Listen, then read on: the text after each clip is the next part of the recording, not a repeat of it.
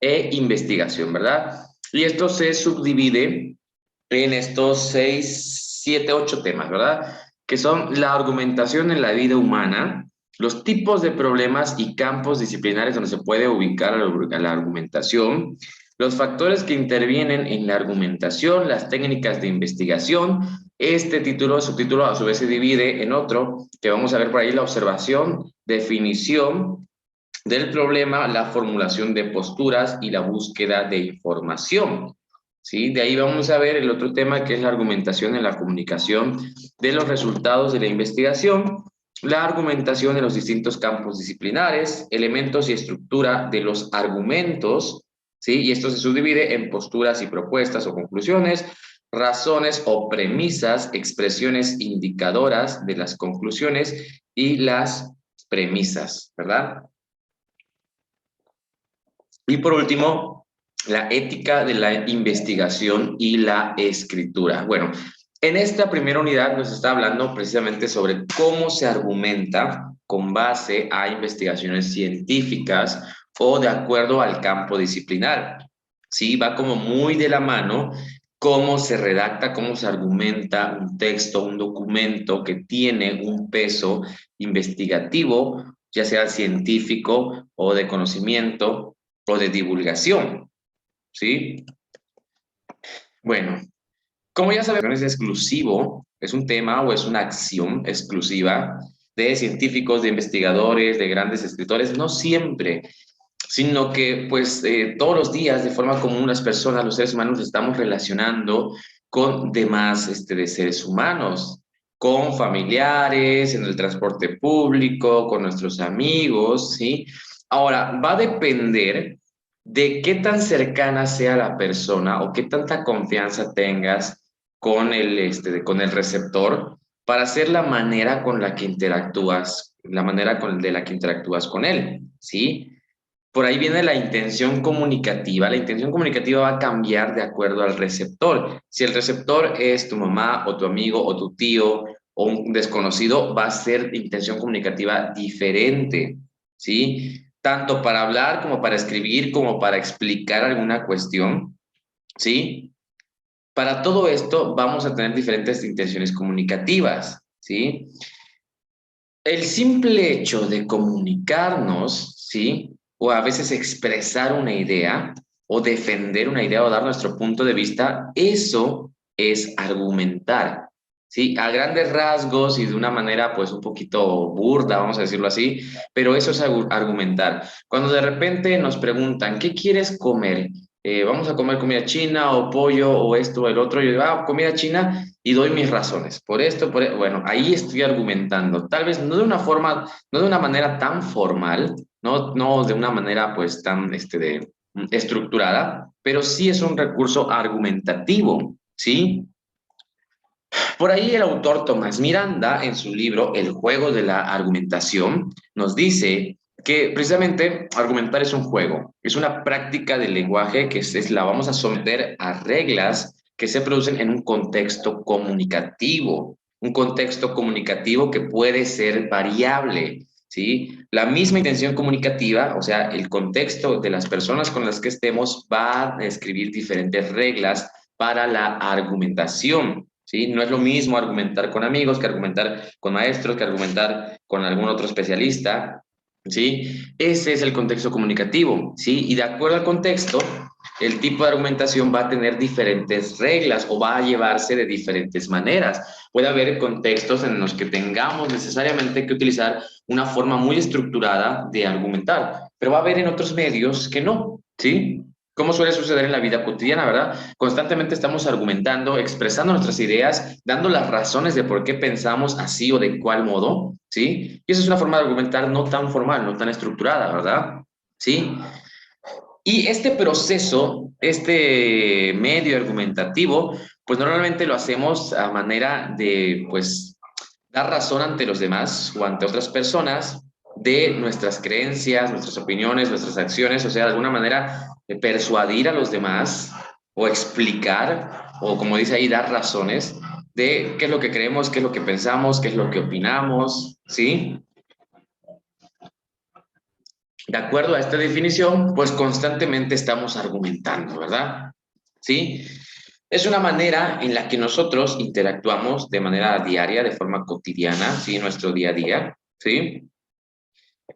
Podemos decir entonces que la argumentación es una forma de expresar nuestro razonamiento, ¿sí? Con el fin de influir en el pensar y en el actuar de otras personas, con el propósito de persuadirlos, de convencerlos o de demostrar alguna idea. Por eso decía por ahí que argumentar pues lo hacemos de forma cotidiana, ¿verdad? De repente, ¿y qué vamos a, retomando el ejemplo, ¿no? ¿Qué vamos a comer pizza? ¿Por qué? Ah, porque pues alcanza más para todos, hay de más sabores, hay de esto, es más grande, hay promoción, hay esto. ¿Por qué no vamos a comer de comida china? Ah, porque no a todos les gusta, cae muy pesado, de algunas otras opiniones, ¿no? Constantemente estamos llevando este proceso, esta técnica, ¿verdad? ¿Sí? Ahora, a lo que se va a referir la primera unidad no es necesariamente a la argumentación de forma cotidiana, sino por ahí ya un poquito más especializado a artículos de opinión, campañas electorales, un discurso, debates, ¿sí? ¿Correcto? Sí.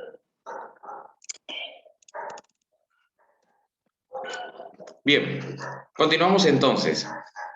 Esta práctica, o sea, la argumentación, pues es fundamental y necesaria para la vida de los seres humanos. Entonces, el hecho de que estemos llevando nosotros este proceso constantemente, o sea, el hecho de que estemos argumentando o expresando nuestras opiniones, no quiere decir que lo hagamos de manera correcta, ¿sí? No quiere decir que porque lo hagamos de forma cotidiana, lo estemos haciendo bien, o sea, que sepamos argumentar. No siempre, o no hay que dar por sentado el hecho de que sabemos argumentar porque quizás no sabemos hacer. Por ahí vamos a ver algunos otros recursos como las falacias. Es muy fácil caer en falacias argumentativas y luego más adelante vamos a ver por qué. Entonces, por eso es que aprender a argumentar comprende pues una labor, una tarea indispensable para nuestra interacción humana, ¿sí? Porque también el hecho de saber argumentar nos va a ayudar a identificar falacias en otros argumentos. Para adelantar nada más, una falacia es un razonamiento que parece ser lógico, pero no lo es, ¿sí? Una falacia puede darte un ejemplo cotidiano de algo que tú dirás, bueno, tiene sentido, pero si lo analizas detenidamente, no tiene tanto sentido. Por ejemplo, hay muchos tipos de falacias, ¿no? Pero una falacia sí que se me ocurre en este momento es en algunos carteles como de chiste o de broma o a manera de sátira, tienen algunos carteles escritos que dicen, bueno, si pierdes tu lápiz, no tomas apuntes. Si no tomas apuntes, no sacas 10. Si no sacas 10, repruebas. Si repruebas, no tienes trabajo. Si no tienes trabajo, no tienes comida. Si no tienes comida, no vives. Y si no vives, pues mueres. Conclusión, no pierdas tu lápiz. Entonces, bueno, pues sí. Parece tener lógica, así muy por encimita o muy de manera superficial, pero realmente no tiene absolutamente nada de lógica, ¿no? Realmente es una sátira, por ahí es una exageración del pensamiento, del razonamiento. Hay muchos tipos de falacias, ¿sí? Hay diferentes características y eso lo vamos a ver más adelante, pero nada más es un ejemplo, ¿sí? Para adelantar un poquito el tema. Entonces, la argumentación es un modo discursivo que integra una serie de operaciones lógicas del pensamiento que hacen que el proceso de información, o sea, el proceso cognitivo, el proceso con el cual nosotros asimilamos la información, podamos interpretarla y luego darle un razonamiento, pues la argumentación hace que todo ese proceso sea más elaborado y de forma más estructurada. ¿Sí? El argumentar nos va a dar esa capacidad de poder tener ese proceso cognitivo, o sea, ese proceso de absorción de la información, razonamiento, ¿sí? Y por ahí crítica de la información, pues sea un proceso más elaborado y más estructural. No será suficiente dar una simple opinión, una opinión así muy superficial, o construir un juicio antes de examinar un asunto que se está tratando, sino que la argumentación nos va a llevar a defender una postura a través de una serie de razonamientos. ¿sí? Pasa muy seguido de repente que tienes una idea o tienes una, digamos, cargas un estandarte sobre una idea, pero cuando te piden defenderla, no tienes los suficientes razonamientos como para dejar o decir por qué tu idea es la mejor o debe ser tomada en cuenta.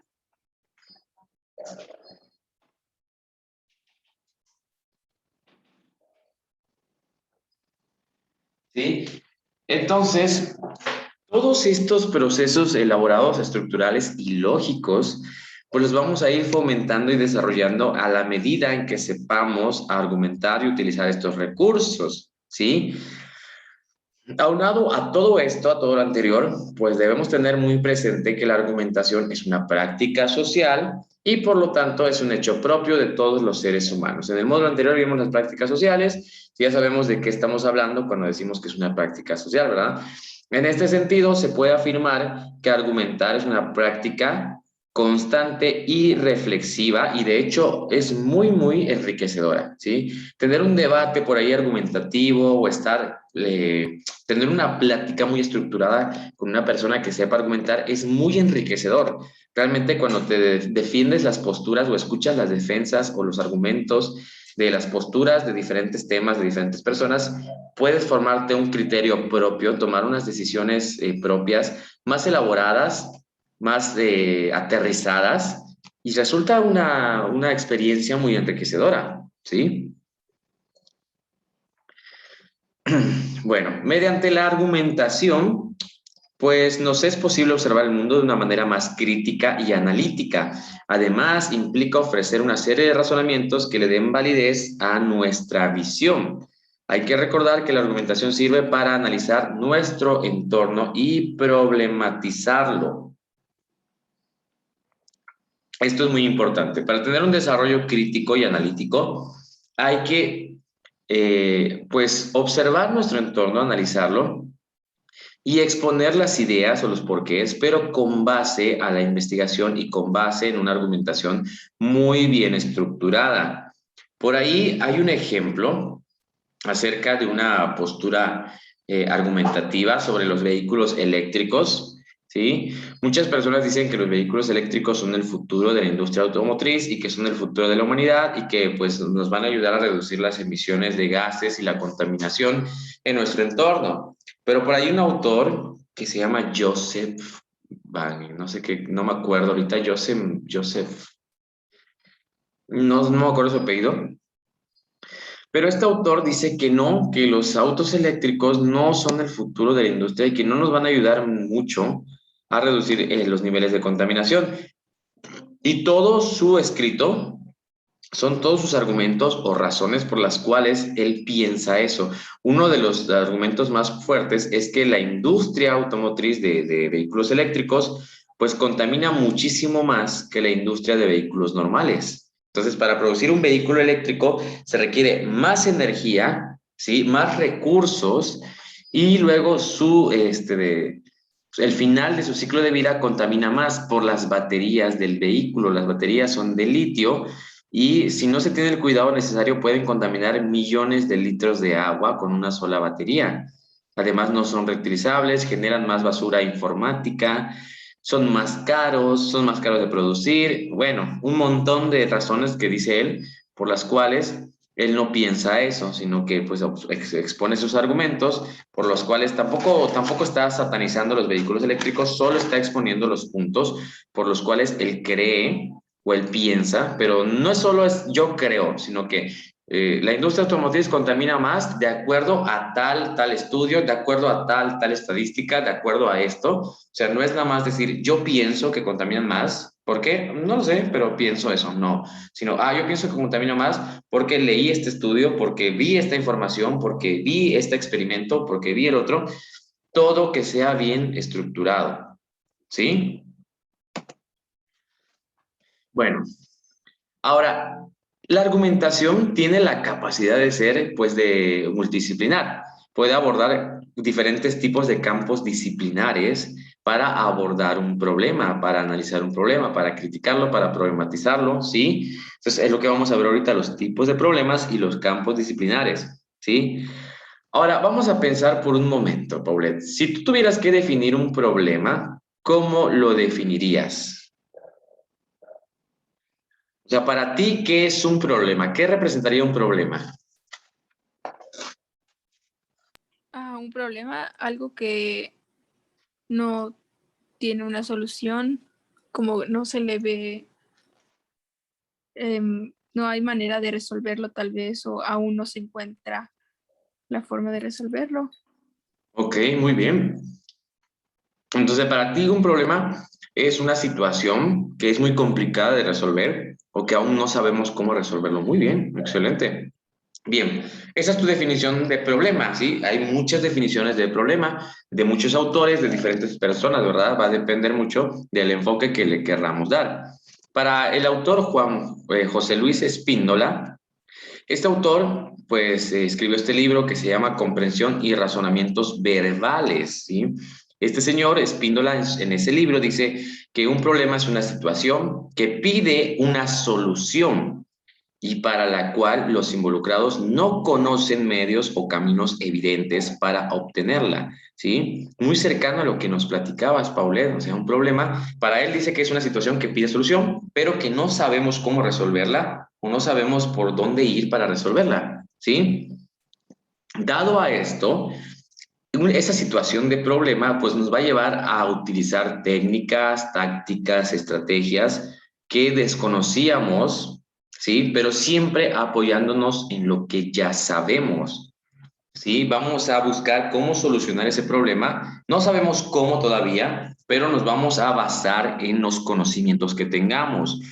Y esto es el punto donde entran las áreas disciplinares. Por ejemplo, puede ser que tal vez yo no sé mucho de informática, ¿no? Pero de repente veo que mi computadora no enciende, ¿sí? Con el conocimiento que yo tengo, tal vez no tengo mucho conocimiento de informática, puedo decir, bueno, tal vez no tiene pila, porque sé que funciona con una batería. La batería a su vez necesita corriente, entonces tal vez si la conecto a la corriente pueda encender.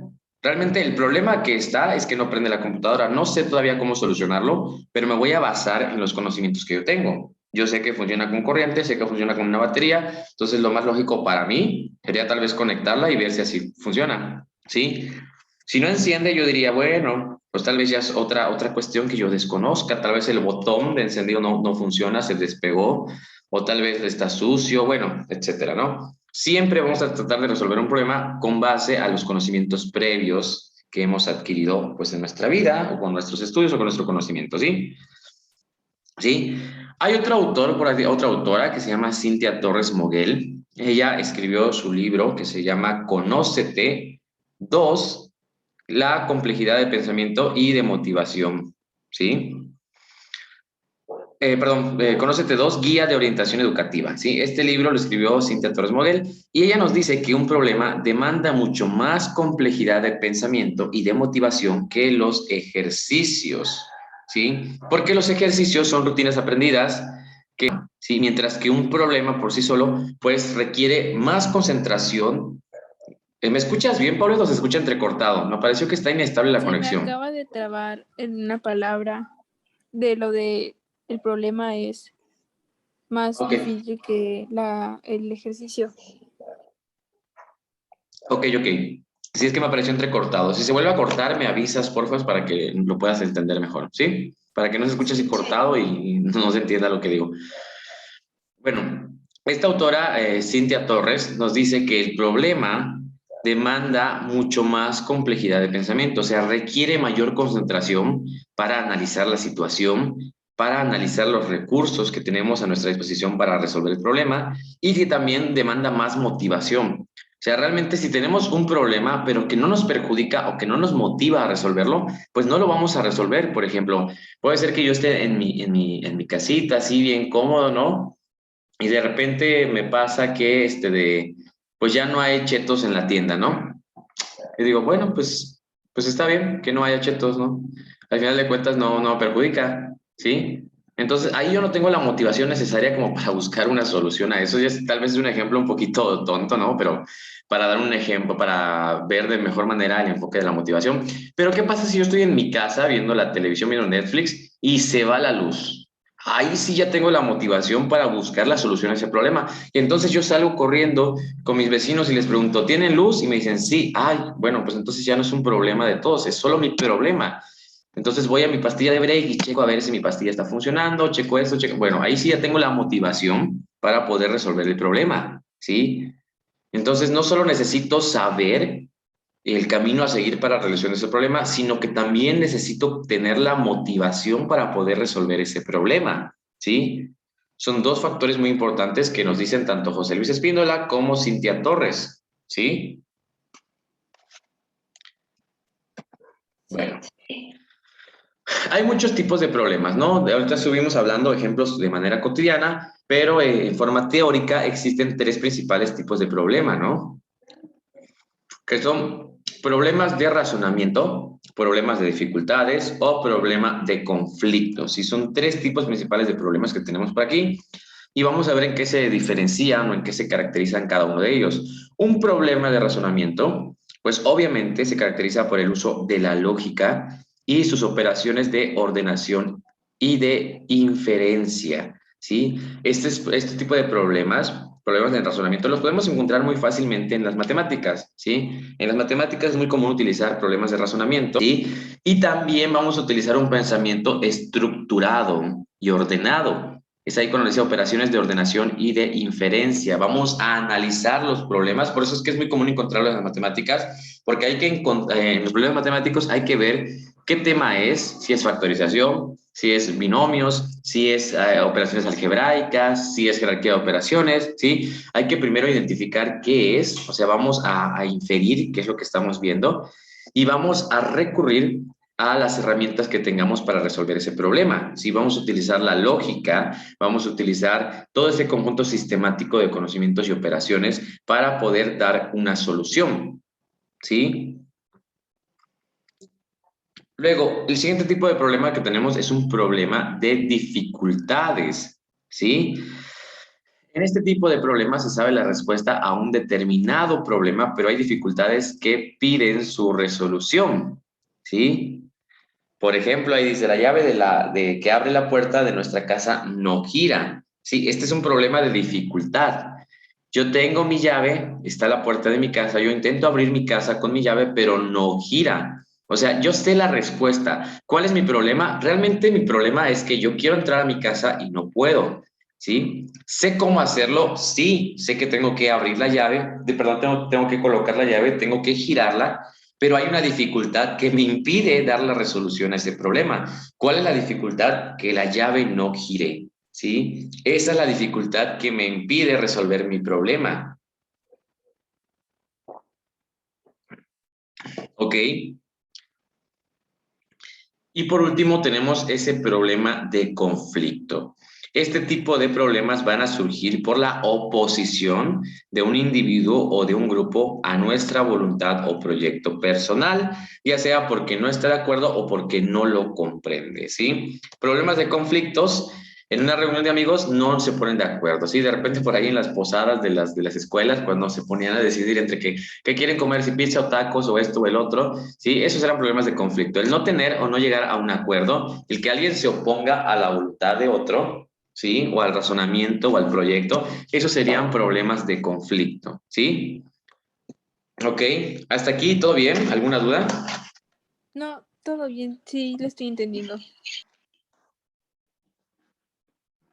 Ok, ok, perfecto entonces. Bien, y ahí hay algunas imágenes con diferentes tipos de problemas, ¿verdad? Problemas que parecen tanto naturales como sociales. ¿Mm? Tal vez la definición o el concepto del problema sea mucho, muy amplio. Tal vez ahí en la imagen podamos ver, bueno, mira, yo veo ahí a unos niños corriendo de la guerra y del hambre, veo un niño que está sufriendo hambre, veo una manifestación, veo por ahí una persona que no se decide entre qué medio informático utilizar, veo por ahí problemas sobre peso, un problema familiar, contaminación, economía, destrucción y guerra. Tal vez parezca que los problemas son ajenos completamente a estas tres clasificaciones, ¿verdad? Pero no es así. Realmente cada uno de estos problemas puede entrar en la clasificación de los tipos de problemas, ¿sí?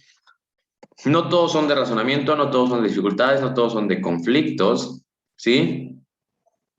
Así que aunque parezcan que son ajenos, pues cada uno puede entrar en las diferentes clasificaciones, ¿sí? Por ahí en las actividades que vamos a tener hoy vamos a hacer precisamente eso. Te las voy a enviar el día de mañana y las actividades van a comprender eso, poder clasificar los problemas actuales, los problemas reales de la vida común en las clasificaciones en la clasificación, perdón, que tenemos aquí. Vamos a identificar que es un problema de razonamiento, un problema de dificultad, un problema de conflicto con algunas imágenes, así como lo tenemos aquí.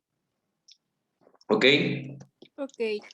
Bueno, ahora, cada campo disciplinar, o sea, cada disciplina, y cuando hablamos de campos disciplinares me refiero por decirlo de alguna manera, las diferentes ciencias. Por ejemplo, en el campo de la física, en el campo de la química, en el campo de la matemática, en el campo de la informática, del derecho, de las ciencias sociales, ¿no? A eso nos referimos con campos disciplinares. Cada uno de esos campos disciplinares tienen diferentes tipos de problemática que se dedican a estudiar, ¿no? Ahora, ¿por qué es muy importante la argumentación aquí? ¿Sí? Si cada campo de disciplina tiene diferentes problemas, por ejemplo, los físicos no estudian lo mismo que los químicos, o sea, no el mismo problema, ¿sí? Mientras que los físicos están ocupados tratando de describir el mundo con la teoría de cuerdas, los químicos están ahorita analizando el comportamiento del COVID, cómo evoluciona, ¿sí? Mientras de los biólogos están viendo cómo es que los cubrebocas desechables perjudican el ambiente, cómo es que se deteriora el ambiente debido a la mayor cantidad de contaminación que existe a raíz de la pandemia, ¿sí? Los economistas por ahí están preocupados viendo cómo es que la globalización y la recesión, cómo es que el COVID atacó pues la economía mundial del país, los productos internos de una región, ¿verdad? La inflación, todo esto. Estamos hablando de un mismo tema, pero cada campo disciplinar lo aborda diferente, ¿sí? ¿Por qué es importante argumentar en ese sentido? ¿Sí? Precisamente porque para argumentar necesitamos tener como base argumentos sólidos o ideas sólidas. Para yo dar un argumento y decir, bueno, esto es así por esta razón, necesito haber investigado previamente, ¿sí? La argumentación nos permite o es un medio para indagar, para investigar, ¿sí?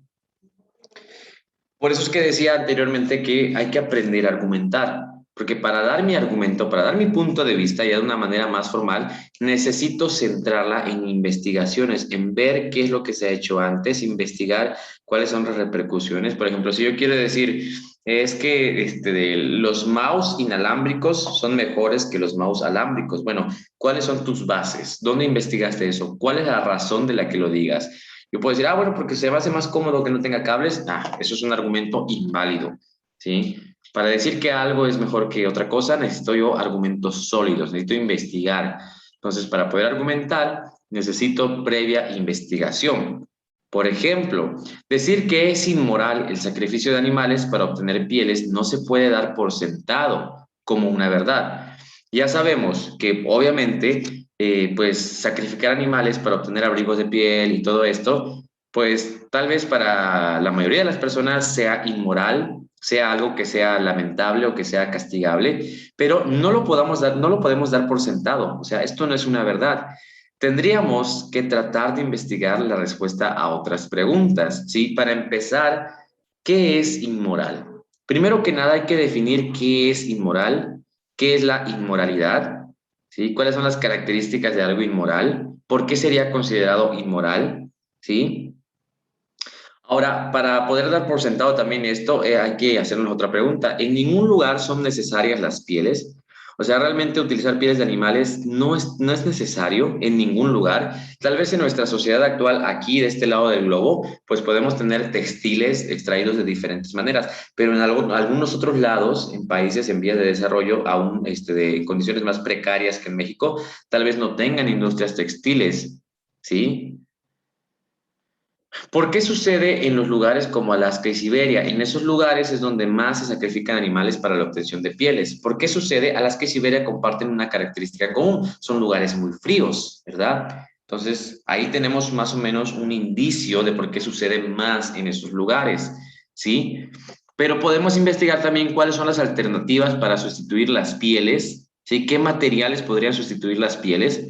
Cómo hacérselas llegar a Alaska y Siberia, cómo concientizar a la población, ¿verdad? ¿Sí? Entonces, de una sola idea ¿sí? Por ejemplo, eso de que es inmoral el sacrificio de animales. De esa sola idea vamos a recurrir a varias preguntas para dar una respuesta que sea válida, que sea un argumento válido, ¿sí? Tal vez podamos decir, bueno, es que pues es muy inmoral matar a los animalitos, ¿sí? Pero puede ser que en alguna industria por ahí pues lo hagan, no hay maneras correctas, ¿no?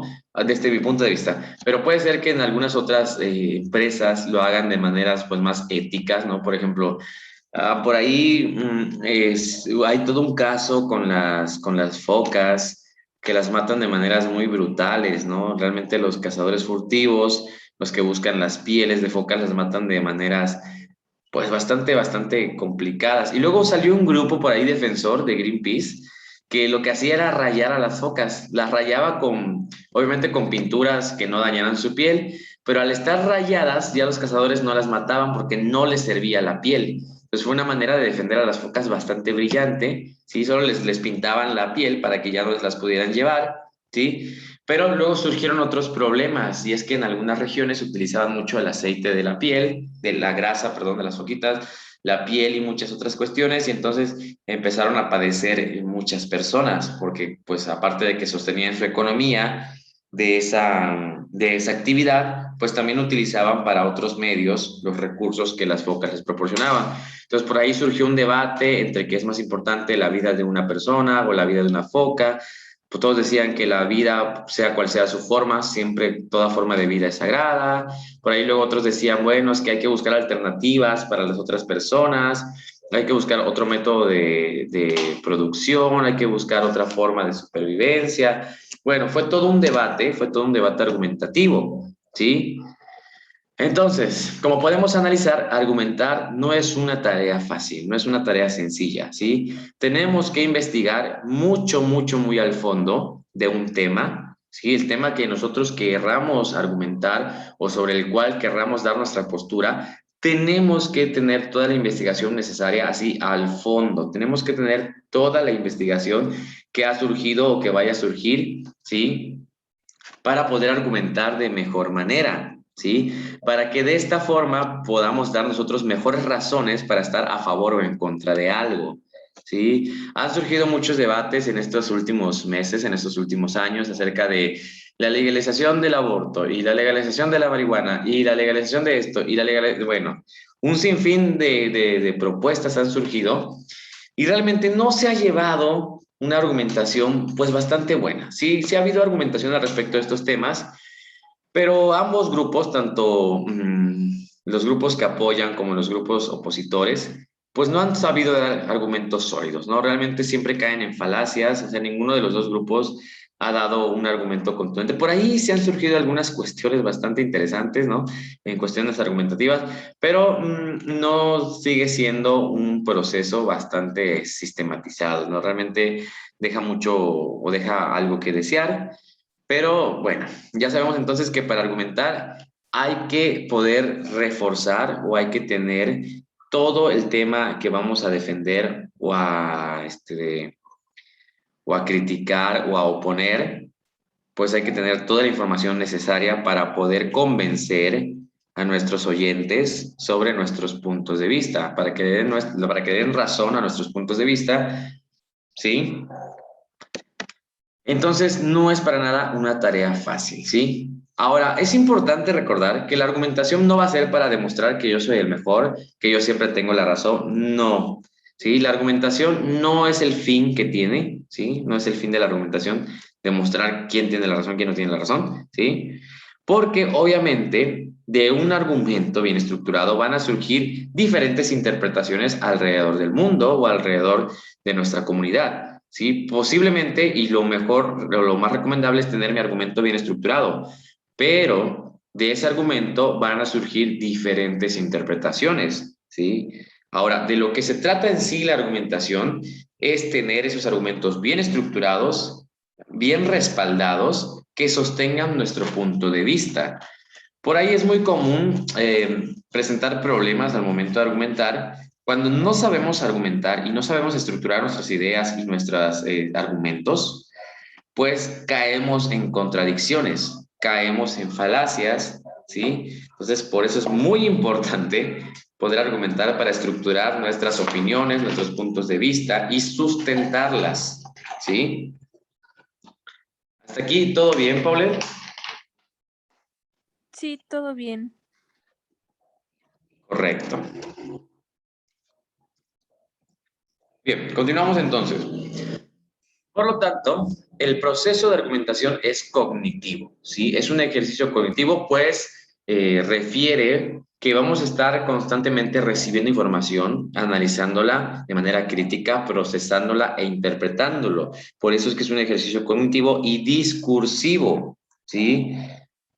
Y tenemos que recurrir a nuestras habilidades lingüísticas. Muy importante. De acuerdo a nuestro acervo lingüístico, también va a ser la capacidad de argumentación o la calidad de argumentación. Y también es un poquito así como que un círculo vicioso, ¿no? Mientras más indagues para tu argumentación, más recursos lingüísticos vas a adquirir. Pues obviamente cuando estamos indagando diferentes temas, nos vamos a topar con documentos o con archivos que van a tener diferentes tecnicismos, ¿sí? Por ejemplo, investigar sobre las pieles de los animales.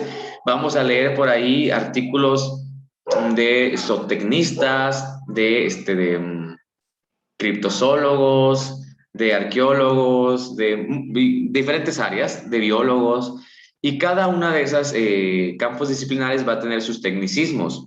Entonces, también el ejercicio investigativo de la argumentación, pues nos va a enriquecer nuestras habilidades lingüísticas, nuestro acervo cultural también, ¿sí?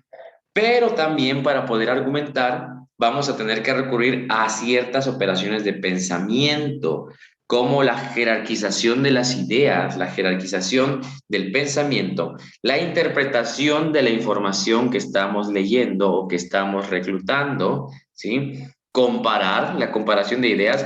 Este autor dice esto, pero este autor dice lo contrario. A ver, ¿quién tiene la razón? O desde qué enfoques lo están tomando, ¿sí? Esa es la comparación, porque a veces pareciera que entre dos autores, dos o tres autores se contradicen.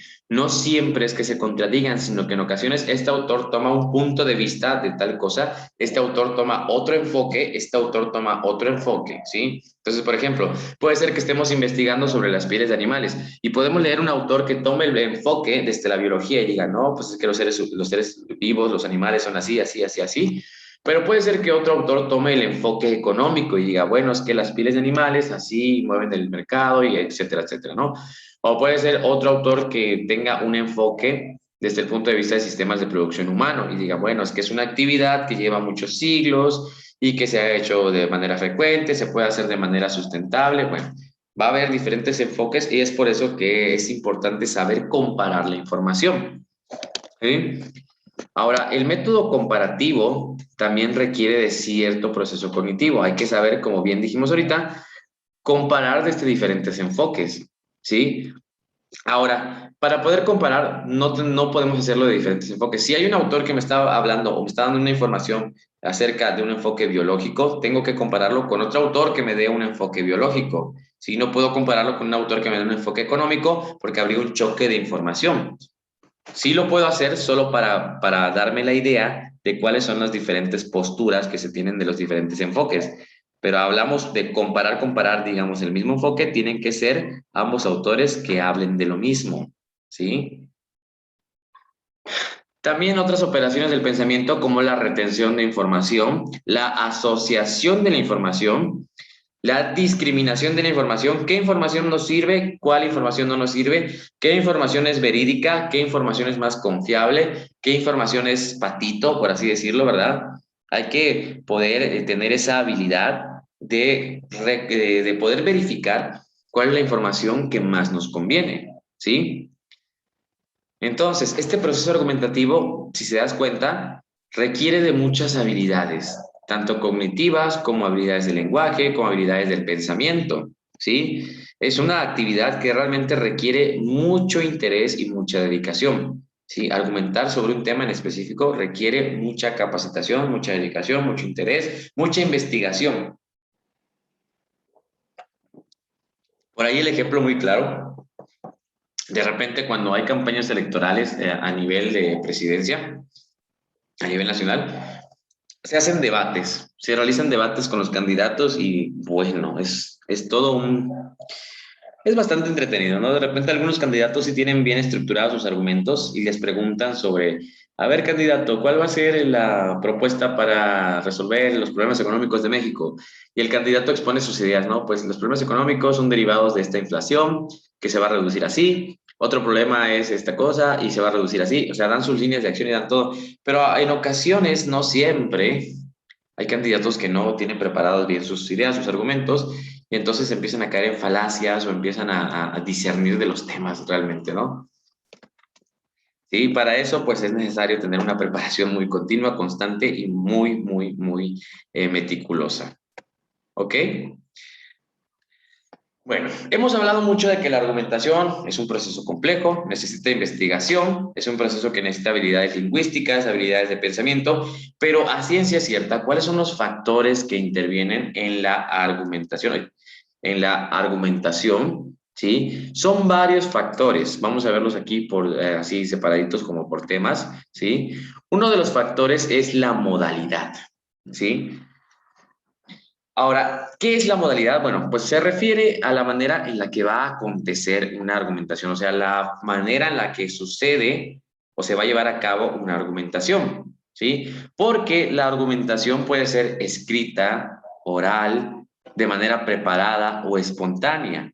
Eso nos los va a dar la modalidad. Es como decir, bueno, estas son las reglas del juego. Pues de eso se encarga la modalidad de la argumentación. Sí, la modalidad te va a decir, bueno, es una argumentación escrita, perdón, oral, o es una argumentación preparada, o sea que vas a tener de aquí a tal fecha para prepararla, o va a ser espontánea, ¿no? Va a ser así como en una entrevista. A ver, ¿tú qué piensas de esto? Y entonces tienes que, de forma espontánea, pues argumentar con los conocimientos que tienes, ¿no? Entonces, la modalidad es como las reglas del juego, ¿no? Te va a decir si va a ser escrita, oral, preparada o espontánea, ¿sí? Ahora, muy importante estas características. Cuando hablamos de una argumentación escrita, pues no hay un intercambio directo entre interlocutor, ¿sí?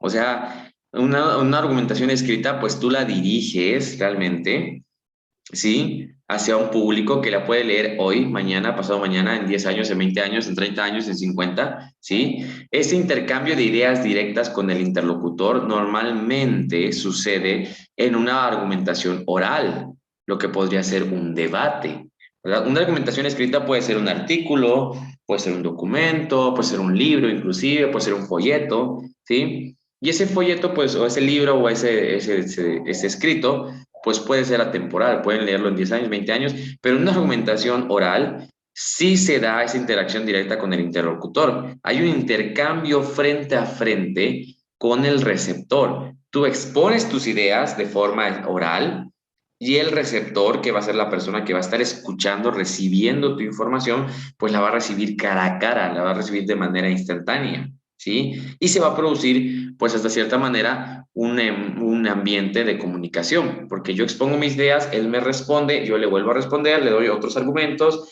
le refuto sus argumentos, le sostengo mis argumentos, ¿sí? Ahí en una argumentación oral, pues sí va a haber esa interacción cara a cara, ¿sí? Obviamente, esta condición va a marcar ciertas diferencias que van a dar desde respetar turnos, o sea, quién habla primero, quién habla después, me permites hablar, yo hablo, yo opino esto, hay espacios, ¿no? Realmente, ¿sí? Bueno, estas diferencias va a ser tanto respetar turnos como adecuar el vocabulario, ¿sí? Por ejemplo, si vas a hacer un reclamo por medio de una misiva, tendrás que adelantarte e imaginar las posibles objeciones del interlocutor.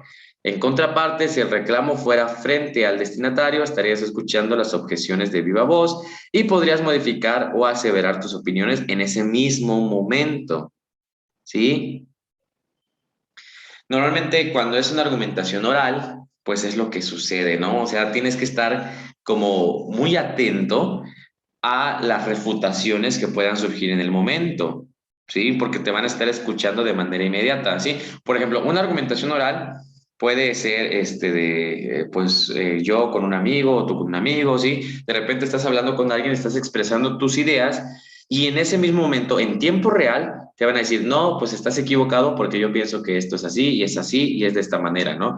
Entonces, si no tienes los argumentos necesarios, pues ya te quedas así, ¿no? Ya te refutaron tu idea, te mantienes con tu postura baja, pero si tuvieras de la investigación o la información necesaria, puedes decir, bueno, no es cierto, porque lo que tú me acabas de decir nada más aplica en estas cuestiones o nada más es factible en estas otras situaciones. La mayoría de las veces, esto y el otro, ¿no?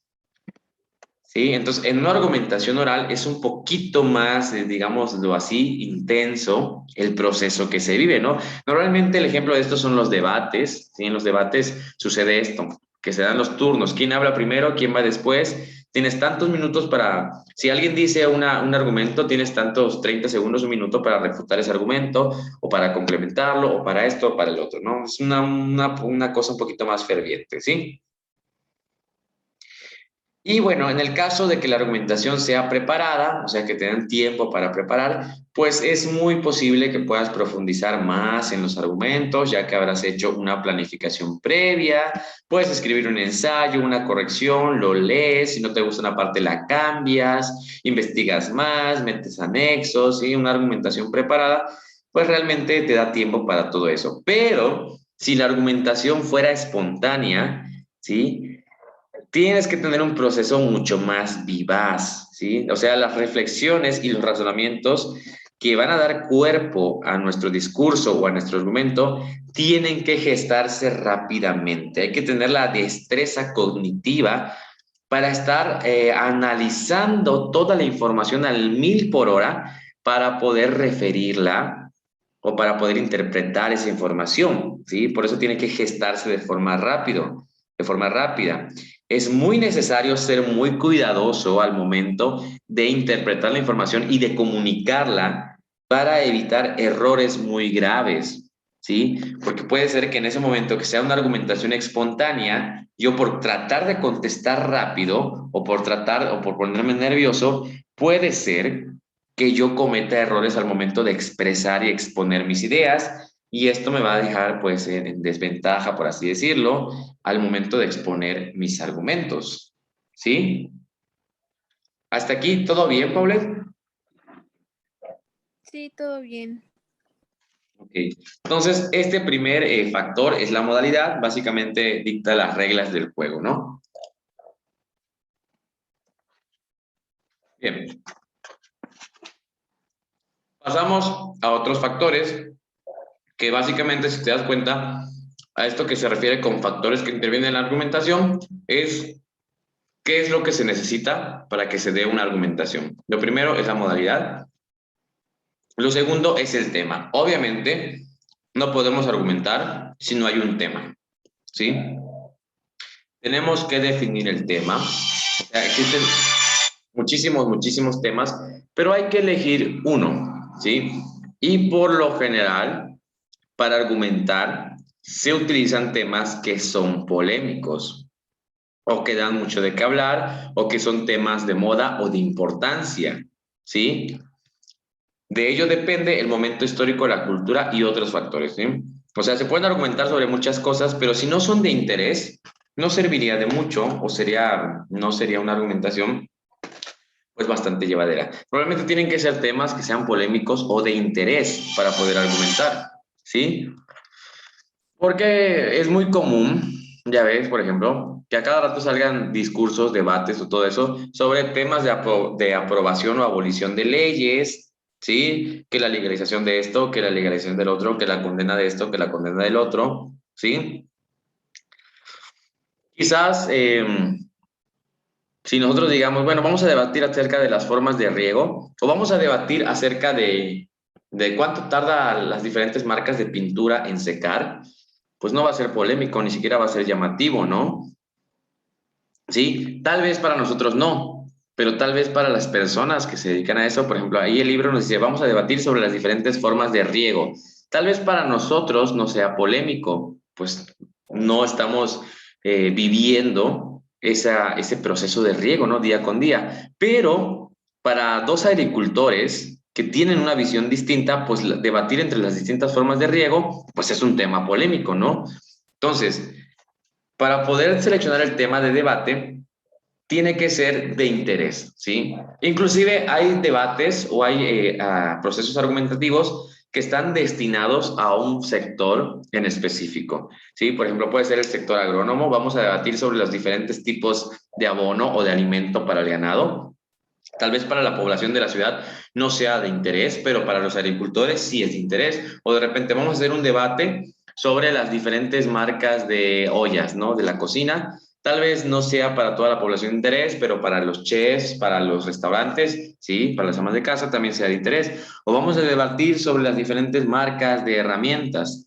Tal vez para muchos que se dedican a la electricidad, a la construcción, sea un tema de interés, ¿no? Entonces, realmente los temas también pueden estar seccionados hacia públicos específicos, ¿sí?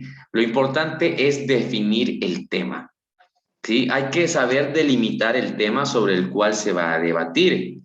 Por ejemplo, yo puedo decir, vamos a debatir sobre los perros. Y van a decir, bueno, sí, pero hay muchas razas de perros. ¿Y realmente qué quieres debatir sobre los perros? Ah, bueno, pues yo voy a debatir sobre el comportamiento o la ansiedad. ¿Qué síntomas da la ansiedad en los perritos de tal raza, no? O voy a debatir sobre cuáles son los síntomas de enfermedades gastrointestinales de los perros, ¿no? Entonces hay que delimitar el tema, no hay que dejar tan abierto el tema, ¿sí? Porque si yo digo voy a debatir sobre perros, bueno, pues a los perros que hay muchas razas de perros, les pasa diferentes enfermedades, tienen diferentes síntomas, cada uno reacciona de diferente manera, o sea, es un tema muy extenso, entonces mejor delimito el tema. Voy a debatir sobre enfermedades gastrointestinales de los huskies siberianos, o voy a debatir sobre el comportamiento de los huskies siberianos con ansiedad, ¿no? Entonces ahí ya estoy delimitando el tema, ¿ok? Otro de los factores que se requieren para un proceso argumentativo, pues son obviamente los participantes, ¿verdad? Ya tenemos el tema, ya tenemos las reglas del juego, pero ¿quiénes faltan? Los participantes, obviamente, que son los que van a participar en este proceso argumentativo, ¿sí? Necesariamente tiene que haber un emisor. ¿Quién es un emisor? Es quien argumenta, quien va a exponer sus ideas. Ese va a ser el emisor, el que va a dar sus argumentos. Y por otra parte, tiene que haber un receptor, que es quien recibe el mensaje, quien escucha el mensaje. ¿Cómo no va a haber argumentación? Que solo exista el emisor. Si yo estoy en mi casa solito hablando, argumentando contra nada, ahí no hay un proceso argumentativo. Yo soy emisor, pero no hay nadie que esté recibiendo mis ideas. Nadie me puede refutar, nadie puede estar de acuerdo conmigo porque no hay un emisor, un receptor. Y si solo existe el receptor, pues es quien recibe el mensaje, es quien escucha. Si no hay nadie quien le dé un mensaje, pues no hay un proceso argumentativo. Se requiere de ambas partes, de un emisor, que es quien argumenta, y de un receptor, que es quien recibe ese mensaje, esa idea, esa propuesta, ¿verdad? ¿Sí? Ahora, el receptor es un interlocutor solitario, ¿sí? El receptor puede cambiar, puede intercambiar papeles para que exista un intercambio de argumentos. O sea, el receptor en ocasiones también se puede volver emisor, ¿sí? Si yo estoy hablando con un amigo, le estoy argumentando, le estoy exponiendo mis ideas, él me está escuchando, pero si luego él tiene una idea que me quiere exponer a mí, él se convierte en emisor. Él se convierte ahora en quien está argumentando y así existe un intercambio de argumentos. Por ejemplo, yo puedo hablar con mi amigo, yo pienso que la Coca-Cola es mejor que la Pepsi porque esto, y entonces mi amigo me dice, no, ¿sabes qué? Yo pienso que mejor el Sidral Mundial es mejor que la Coca. Entonces, ahí hay un intercambio de argumentos, ¿sí? Ya el receptor cambió de papel, cambió su postura, ¿sí? Existe una contraargumentación. Ese intercambio de argumentos se conoce como contraargumentación, ¿sí?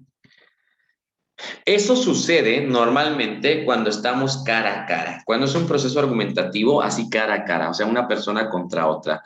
Cuando existe una argumentación para una audiencia, o sea, para un grupo de personas, normalmente se lleva de manera más pasiva, ¿sí? Ya que no todos pueden participar en el intercambio de argumentos, ¿sí? Argumentar frente a una población, frente a un grupo de personas, es de un poquito una manera más pasiva, ¿sí? No todos, pues, van a entrar al proceso de contraargumentación, ¿sí? Ahora, se debe considerar también el número y conformación, ¿sí? De quiénes van a participar. O sea, si son jóvenes, si son ancianos, si son estudiantes, si son trabajadores, si son mujeres, ¿sí? Así también como el grado de formación. Yo sé que tal vez esto parezca un poquito segregacional, pero no es así. Realmente lo que sucede con la argumentación es que en ocasiones podemos exponer argumentos o ideas con lenguajes muy técnicos. Entonces, puede ser que el público al que estemos dirigidos sea seccionado. Por ejemplo, si yo me pongo a argumentar sobre medicina genómica, frente a trabajadores, frente a ancianos, frente a estudiantes de diseño gráfico, tal vez no me entiendan mucho, porque si estoy hablando de medicina genómica, tal vez estoy utilizando tecnicismos relacionados con la medicina, con la química, con la biología, ¿sí? Entonces hay que darnos cuenta frente a quiénes vamos a argumentar para que el lenguaje sea comprendido, ¿sí? Realmente el emisor puede adecuar la argumentación y el lenguaje, ¿sí? Hay que ver a qué público estamos dirigidos para poder ver qué lenguaje vamos a utilizar para argumentar, ¿sí? Como te decía ahí, si yo voy a hablar de medicina genómica, si se lo quiero explicar a estudiantes de primaria o de secundaria, pues voy a utilizar muchos tecnicismos sobre biología molecular, sobre biomoléculas, sobre de química orgánica, y entonces puede ser que no me entiendan.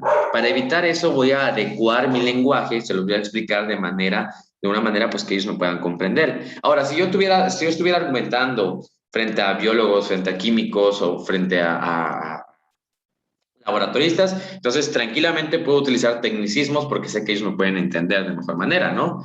¿Sí? Hasta aquí, ¿todo bien, Paule? Sí, todo bien. Muy bien. Vamos a analizar entonces los últimos factores del día de hoy, que van a ser el contexto lingüístico, ¿sí? Viene aunado, ¿sí? A lo que vimos anteriormente, ¿sí? Realmente este contexto lingüístico, ¿sí? Pues son estos factores que van a estar vinculados a cómo se produce la argumentación, ¿sí? Contexto lingüístico es como decir el entorno del lenguaje, ¿sí?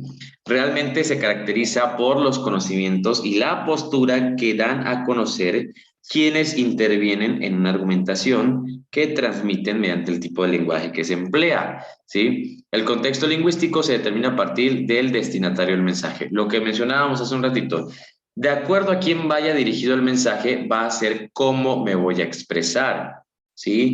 Si yo estoy hablando con personas que entienden los tecnicismos, tal vez con un grado académico mayor o con una especialidad que es del tema que yo estoy hablando, puedo utilizar un contexto lingüístico más especializado. Pero si yo lo voy a exponer a gente que no tiene, o a personas que no tienen mucha idea sobre medicina genómica, sobre cadenas de ADN, sobre ARN, sobre TPS, sobre muchas otras cosas, pues no les puedo hablar así, ¿no? Porque no me entenderían el mensaje. Entonces, habría un error de comunicación. Aquí lo que estamos buscando es que mi argumento sea comprendido por al público al que yo se lo exponga. ¿Sí? Entonces yo puedo adecuar mi lenguaje.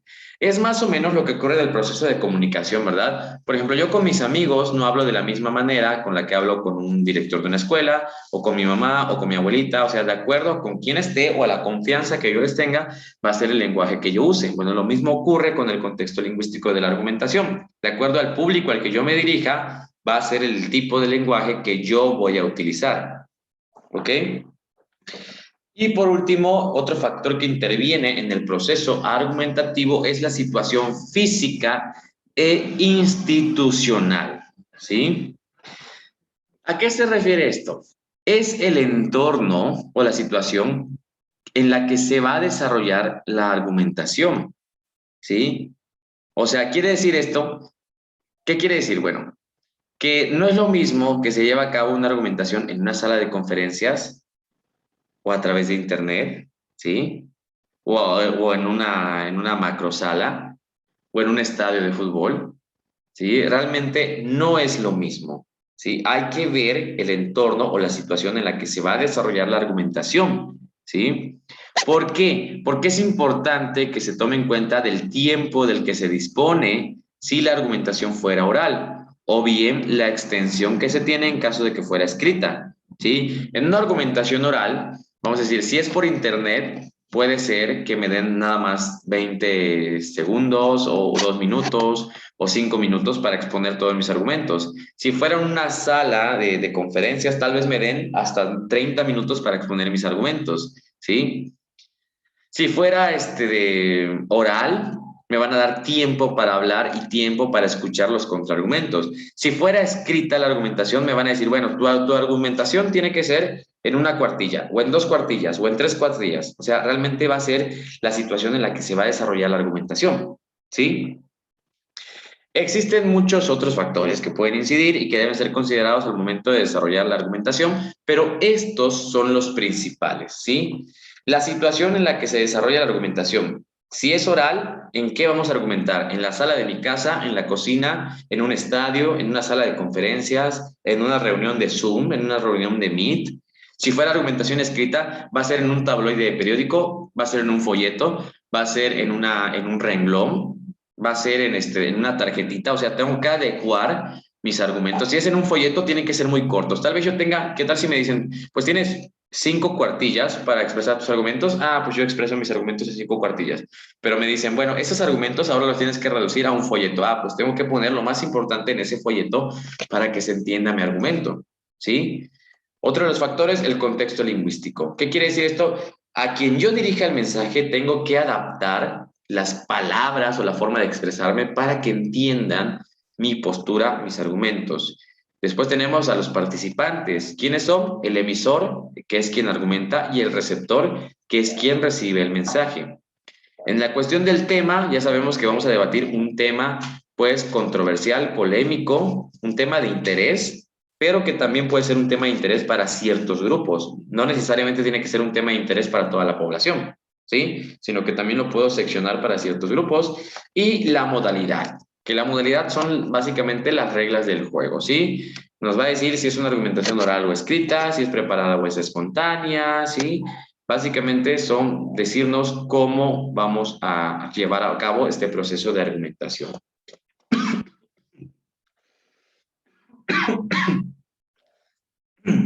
¿Hasta aquí todo bien, Paulette? ¿Alguna duda? Todo bien, maestro. Ok, vamos a dejarlo hasta aquí por el día de hoy. Vamos a llegar hasta aquí y te voy a mandar las actividades mañana para que realices, para que investigues y nos vemos la siguiente semana, ¿ok? Ok, maestro, gracias. Hasta la Perfecto. siguiente semana. Bonita noche, cuídese mucho y nos vemos la siguiente semana. Mañana tiene clase con el químico Edward, ¿ok?